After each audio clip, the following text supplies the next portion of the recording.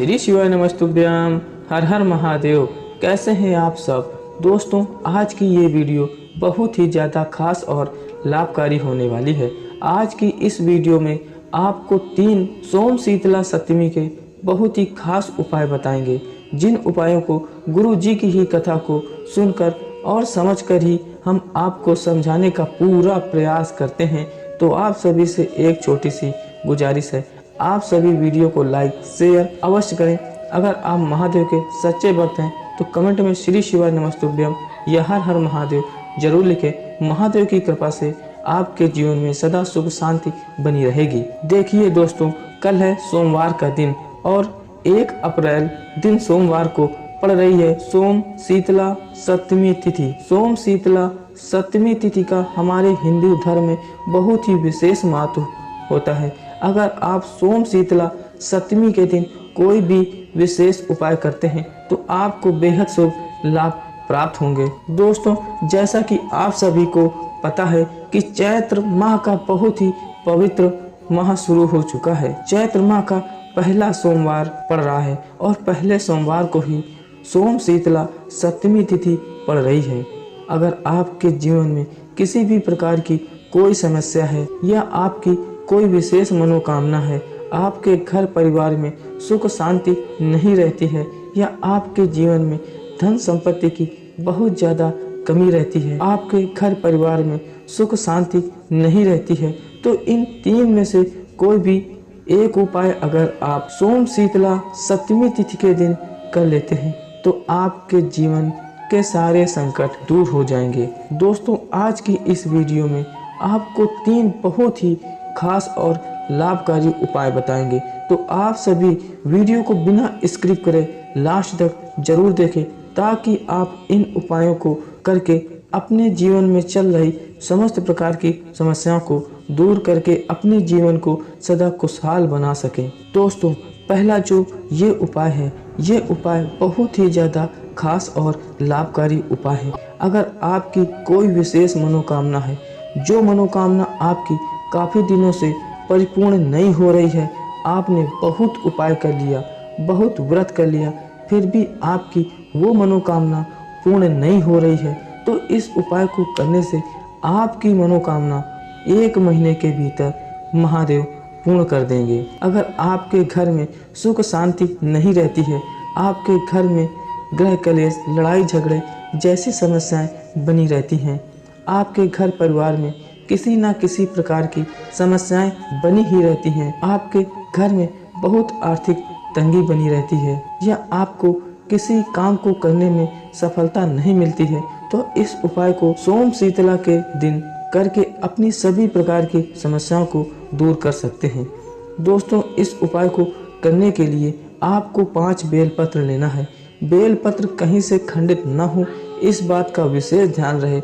अगर आपको बेलपत्र नहीं मिल पा रहे हैं तो आप शिवलिंग पर चढ़े हुए बेलपत्र को धोकर उन्हें शिव जी को फिर से समर्पित कर सकते हैं। और आपको 1 गिलास गन्ने का शुद्ध रस लेना है। रस में कोई भी चीज मिली हुई ना हो, जैसे नींबू, अदरक, बर्फ, पुदीना आदि चीजें मिली हुई ना हो। आप दुकान में जाएं और उनसे कह दें कि हमें शुद्ध गन्ने का रस चाहिए। दोस्तों, ये गर्मी का सीजन चल रहा है, जगह जगह आपको गन्ने का रस मिल जाएगा। और फिर इन सभी सामग्री को लेकर आप किसी शिव मंदिर चले जाएं और अपना फेस उत्तर दिशा की ओर करके शिवलिंग के पास बैठ जाएं और फिर इन 5 बेलपत्र को एक एक करके शिवलिंग के ऊपर ओम नमः शिवाय मंत्र का स्मरण करते हुए समर्पित करना है। आपको 5 बेलपत्र एक साथ नहीं समर्पित करना है, इस बात का विशेष ध्यान दें।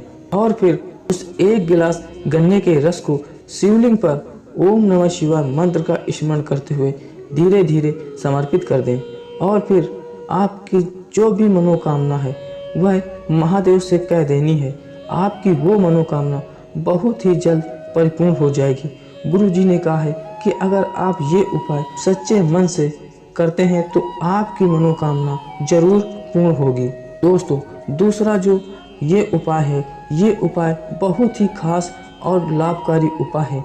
अगर आपके घर में या आपके परिवार में कोई भी व्यक्ति बहुत नशा करता है किसी भी प्रकार का कोई नशा करता है, वो बहुत शराब पीता है, गुटखा खाता है, सिगरेट पीता है, किसी भी प्रकार का कोई नशा करता है, या आपके घर में कोई भी व्यक्ति बहुत क्रोध करता है या बहुत गुस्सा करता है, आपके घर परिवार में कोई ना कोई सदस्य आपसे नाराज रहता है, आपकी बात नहीं सुनता है, या आपके बच्चे आपकी बात नहीं सुनते हैं, तो इस उपाय को करने से व्यक्ति का नशा और क्रोध शांत हो जाएगा। इस उपाय को करने के लिए आपको बेलपत्र की थोड़ी सी छाल या जड़ लेकर घर आ जाना है और उसे अच्छे से धो लेना है और फिर किसी सिलबट्टे या मिक्सर में इसे पीस लेना है, यानी कि इसका आपको चंदन बना लेना है और फिर इसे किसी कटोरी में निकाल लें और फिर आपको एक तांबे का लोटा लेना है। उस तांबे के लोटे में अपने घर का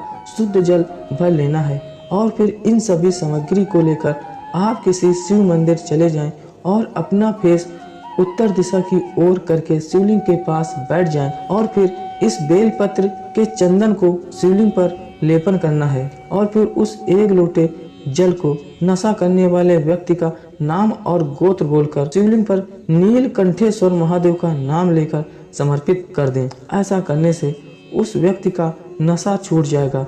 जो व्यक्ति बहुत क्रोध करता है उसका क्रोध शांत हो जाएगा। दोस्तों, तीसरा जो ये उपाय है, ये उपाय बहुत ही ज़्यादा लाभकारी उपाय है।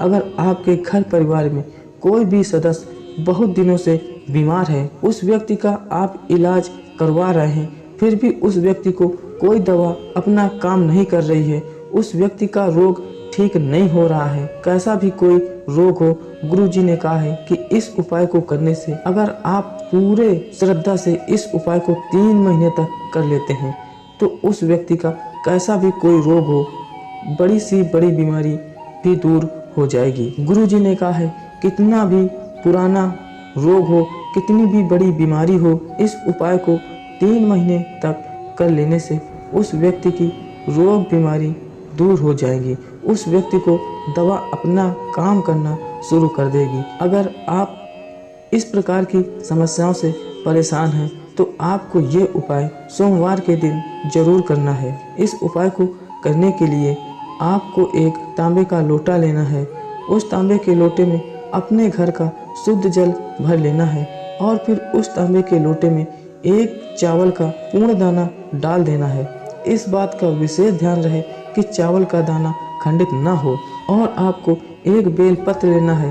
बेलपत्र कहीं से खंडित ना हो और न ही कहीं से कटी फटी हो और फिर बेलपत्र को अपने दाहिने हाथ में रख लेना है और फिर उसी के ऊपर आपको लोटा रख लेना है और उस लोटे को लेकर आप पूरे घर में घूम लें और फिर जो भी व्यक्ति बीमार रहता है उस व्यक्ति का इस लोटे में हाथ स्पर्श करवा देना है और फिर इस लोटे को लेकर आप किसी शिव मंदिर चले जाएं और अपना फेस उत्तर दिशा की ओर करके शिवलिंग के पास बैठ जाएं और फिर इस बेलपत्र को शिवलिंग के ऊपर इस तरह से समर्पित करें कि बेलपत्र की डंडी आपके विपरीत हो और फिर उस रोगी व्यक्ति का नाम और गोत्र बोलकर शिवलिंग पर तुमरुका जी का नाम लेकर जल समर्पित कर दें और फिर उस बेलपत्र को लेकर अपने घर में आ जाएं और उस रोगी व्यक्ति को इस बेलपत्र का आचमन करा दें, यानी कि इस बेलपत्र को खिला देना है। गुरुजी ने कहा है कि अगर आप नियम बनाकर ये उपाय 3 महीने तक कर लेते हैं तो बड़ी से बड़ी बीमारी भी दूर हो जाएगी। दोस्तों, ये 3 उपाय सोमवार के बहुत ही खास उपाय हैं। अगर आपका कोई भी प्रश्न है तो आप कमेंट में पूछ सकते हैं, पर आपको गलती नहीं करनी है, इस बात का विशेष ध्यान रहे। श्री शिवाय नमस्तुभ्यम। हर हर महादेव।